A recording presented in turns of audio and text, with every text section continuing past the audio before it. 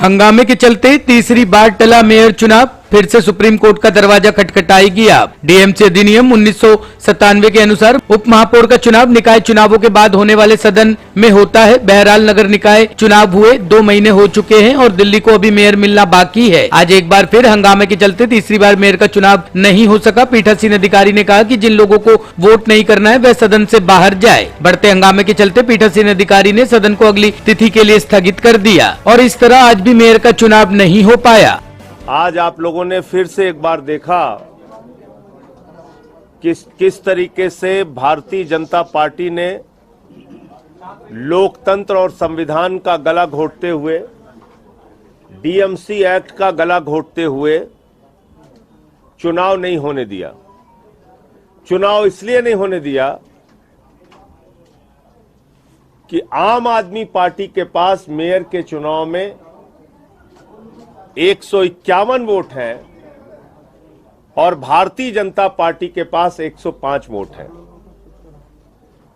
पीठासीन अधिकारी जिसको जिम्मेदारी दी गई है सिर्फ मेयर का चुनाव कराने की, वो पीठासीन अधिकारी महोदया कहती हैं एल्डरमैन भी वोट डालेंगे, जो पूरी तरह तौर से संविधान की दृष्टि से भी गलत है और डीएमसी एक्ट की भी दृष्टि से गलत है। और 3 चुनाव एक साथ होंगे, मेयर, डिप्टी मेयर और स्टैंडिंग कमेटी। यह भी एजेंडे में नहीं था कहीं। तो क्या दिल्ली के एलजी के आदेश का कोई मतलब है या वो भारतीय जनता पार्टी के साथ मिलकर पूरा खेल कर रहे हैं? क्या भारत के संविधान का कोई मतलब है या उसका गला इसी तरीके से घोटा जाएगा? क्या इस देश में लोकतंत्र में चुनाव का कोई मतलब है या दिल्ली के जनता ने एमसीडी में जो अपना मैंडेट जनादेश दिया है उसका इसी तरीके से गला घोटा जाएगा? कोई जवाबदेही नहीं।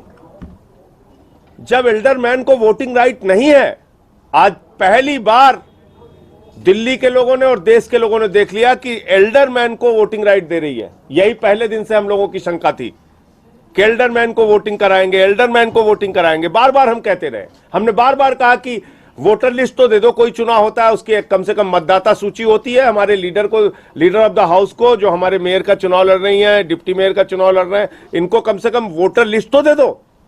नहीं दिया। इसका मतलब मंशा साफ थी, इनको किसी भी तरीके से चुनाव नहीं कराना था क्योंकि ये हार रहे हैं, दिल्ली की जनता ने इनको हराया है और अब माननीय न्यायालय के सामने ये पूरा मामला जाएगा और वहां हम लोग उम्मीद करेंगे कि वहां से हम लोगों को न्याय मिलेगा। आज हमारे देखा आपने सारे सदस्य खामोशी से थे, इसलिए थे कि पूरा देश ये देख सके कि लोकतंत्र का गला घोटने का, संविधान का गला घोटने का काम बीजेपी कर रही है। Bureau report, team ANN news.